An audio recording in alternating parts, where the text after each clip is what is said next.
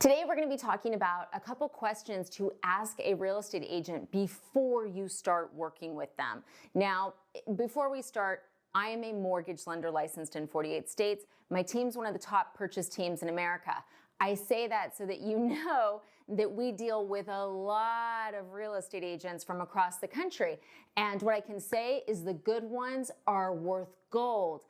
The bad ones are terrible for you and they're terrible for me. So let's start talking about a way to make it so that in your transaction, I'm not crying, or whatever lender you're working with is not crying, but more importantly, you're not crying, okay? Now, first of all, if I was buying a house, would I click on any website for a real estate agent to show me a house? No, no, no. Here's why. So Zillow, realtor.com, all those websites make you think that they are, oh, we're gonna send you with an expert. No, they're sending you with whoever pays. That's it. You are a lead. You are being bought and sold. It's not a good look, okay? Because here's what I can tell you. The strongest real estate agents do not have to pay for leads through these websites. They also are not going to risk their time taking someone out who is not pre-qualified, who they do not know. Okay, there's a lot of stuff with it. Like, it's dangerous. Like, I'm going to add that as well. Like, real estate agent safety is a big deal. Now, what you will see is some mega teams, and that's agents where it's like, oh, 600 Zillow reviews, but they have like 46 agents underneath them. Well, guess who's going to be showing you that house? It's Junior, who may have gotten his license last week. Or it's someone who's been in the business for a long time, but the only way they get the opportunity to work with clients is if they pay, which is not your top tier talent. As a buyer, regardless of the level of expertise, you end up paying the same. Now, with the NAR lawsuit, prior, the seller would pay the buyer's agent's commission in most cases. And it didn't matter if you had a good agent or a terrible one. They got paid the same. We'll see what happens with the lawsuit, but I think it's going to be the same. So get the best agent you can, number one. Okay, now a couple questions to ask. And these questions, the reason I would suggest asking them is because the way the agent responds is really going to give you a good idea of how they treat you through the transaction. And you want to figure this out up front, not when you're already in a relationship and then you find out you're in a toxic relationship, okay? Number one, do you pull comparable sales before we write an offer? Very, very important. Okay, now what does that mean? It means that if you find a house that you like and it's listed at $400,000, will the agent run comparable sales? It's something they can do in their system, takes at most a half an hour, okay? It just shows what has sold in the area similar to the property you're buying. You are not asking for a pound of flesh. You are not asking for a vial of blood.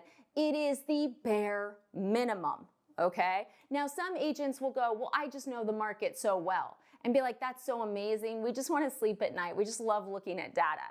Okay. Now, if they still say, well, I don't do that, buy, just buy.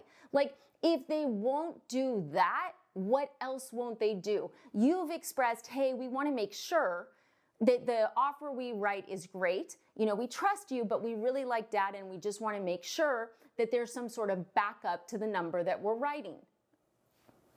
It's not a big ask, okay? But I've seen it where agents will be like, well, that's not my job. It's the appraiser. And it's like, whoa, whoa. The best agents across the country are constantly arming their clients with data. And that is not hard, okay? So that's number one. Number two, will you go through the purchase contract with me before I find a house? I just want to make sure I understand it, what the contingencies are, and what my risks are, okay? Now, in fairness, in New York, that's an attorney state.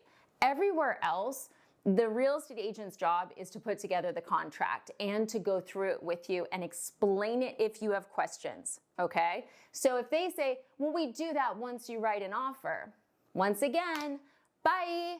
And the reason's this. you want them to go through that contract with you before you need to move fast, before you have an urgent matter, before you have, the virtual gun to your head, right? So looking at the contract, understanding how contingencies work before you have that pressure is critical. It's critical, and it can make the whole process so much less stressful for you. That's the thing. Having comparable sales so you feel comfortable in what you offered. Understanding how the purchase contract works so that you're comfortable. Now, in fairness to real estate agents, most buyers do not ask to see the purchase contract. They don't ask to have it explained to them. They don't really necessarily want to know anything about it. And that's a problem. And the reason it's a problem is this. Because of YouTube, I'm one of those people that gets called when something's going bad. And what I feel happens a lot is the buyer doesn't understand the contract they signed and what they were risking. You don't want to live that life. Trust me, I've heard it on the phone and it's heartbreaking. So see if they'll go through it before you find a house you like. If they say no, walk away. Because once again, if they won't do that, it's not a big ask, guys. If they won't do that, if you are in contract and there's something that needs to be negotiated with the seller, will they do that? I mean, they wouldn't even do that. It's about effort, right? And I always compare it to courting, right? Courting, right? So when you first meet someone, they're always nicer than 10 years in. I mean, that's terrible to say, but we all know that the first few months when you meet someone, you're always on your best behavior. And it's kind of the same with these relationships. It's like how they treat you in the beginning is very indicative to how it will end up. And it's like they could be really sweet and wonderful in the beginning and it could stay that way. But if they're horrible from the beginning, we all know it's not going to get better. Okay? Now, the other thing I would suggest that you do, and this is a little extra, but I'm going to tell you why.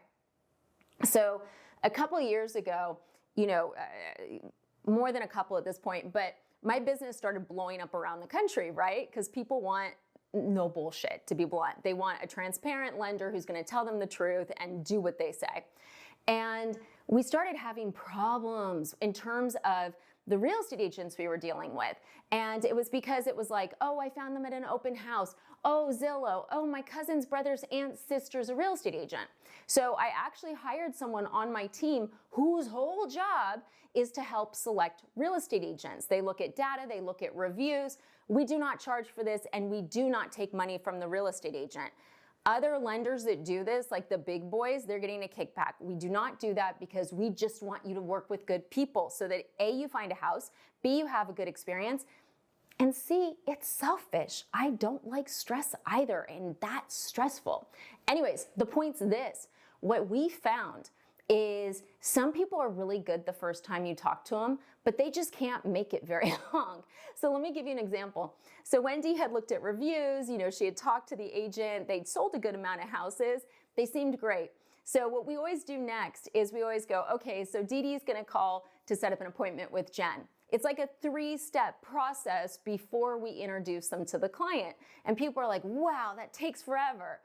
It doesn't, but it's interesting because we have fallout between the first call and the third call. I've had agents tell my team, this is just too much work. Okay, if it's too much work when someone's calling you and you have to pick a time, then anything that my clients want is going to be too much work. Thank God we got rid of you quickly.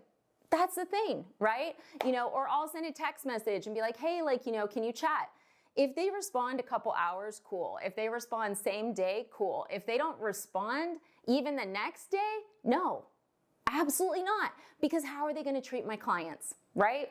And that's the thing. See what their response time is. Now look, a busy, in-demand agent, they can't respond in 3 seconds. Some of them do, but it's not realistic to think it's going to be like that, okay?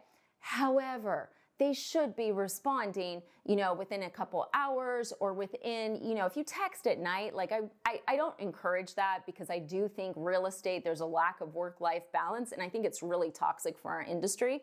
But if you text them at 10 a.m., they should be getting back to you the same day. Because here's the thing, what if you like a house? You know, I hear it all the time. Yeah, I reached out to the agent, but they didn't get back to me for 3 days and I lost the house. And I'm like, oh my gosh, I would have been calling them every hour on the hour. But the bigger issue here is the agent's checked out.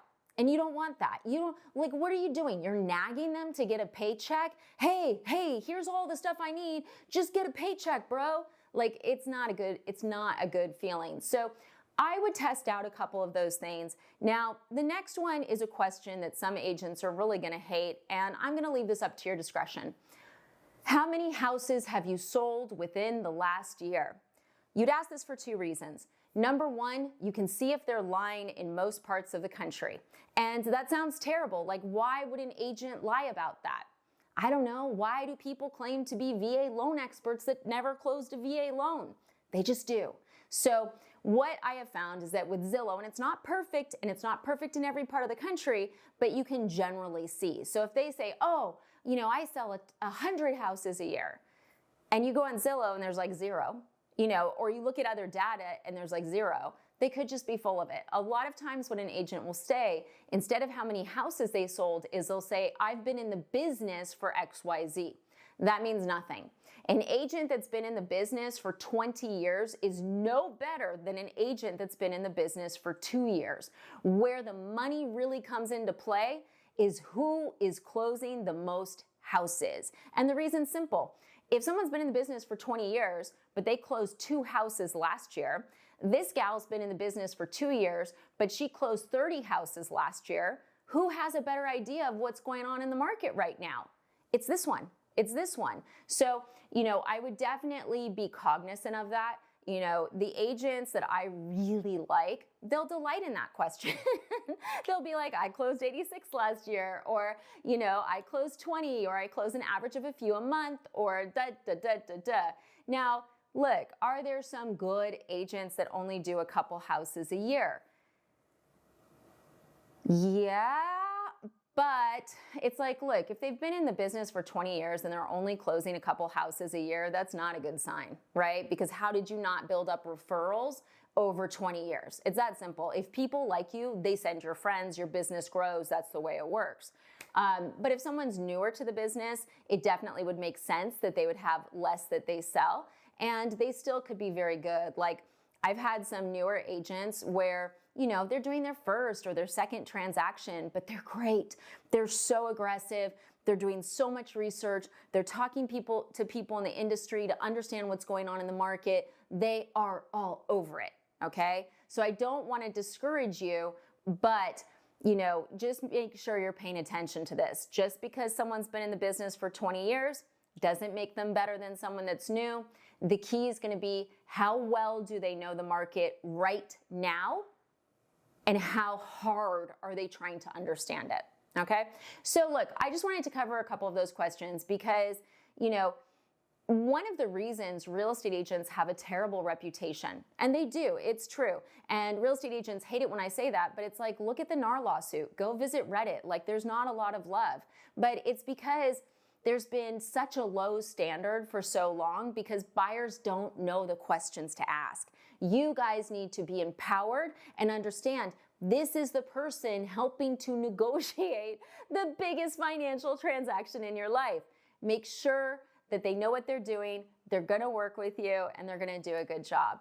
And most importantly, make sure you feel comfortable talking with them. You know, never yell at them, don't abuse them, don't call them at 10 o'clock at night or 4 in the morning. Don't be a crazy person, right?